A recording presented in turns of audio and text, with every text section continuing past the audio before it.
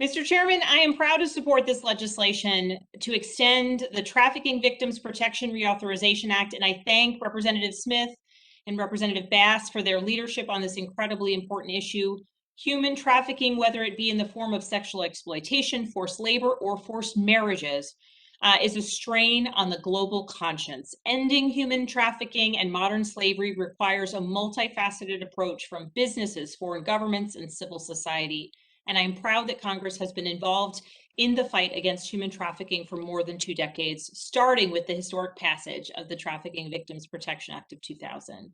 I am pleased that this year's reauthorization improves the State Department's ability to evaluate and rank government's actions to combat human trafficking and increases USAID's trafficking prevention efforts by integrating anti-trafficking assistance into broader assistance programs. And as we advance this important legislation to combat trafficking abroad, we also need to look to ensure that our own immigration system at home can identify a trafficking victim or an unaccompanied child's best interest when custody decisions are being made. Currently, all 50 states require consideration of a child's best interest in decisions about child custody, but unfortunately, our federal immigration law has long lacked such a standard. Instead, our system treats children charged with violating immigration law like defendants in the criminal system by placing them in an adversarial process without any representation. And this can be a challenge, particularly if any of them may be victims.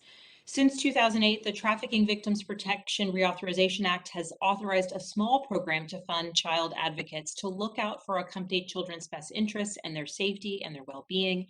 And child advocates submit the best interest findings to the immigration court on behalf of the most vulnerable kids in the immigration system, children who have developmental disabilities, who are victims of human traffickers, or who have lost their parents to violence. This important program is outside of this committee's jurisdiction, Mr. Chairman, and I do know that. But I do hope that I can work with the appropriate committees, my colleagues across the aisle, members of this committee, and the administration to ensure that these advocates continue to receive the resources they need to serve this vulnerable population.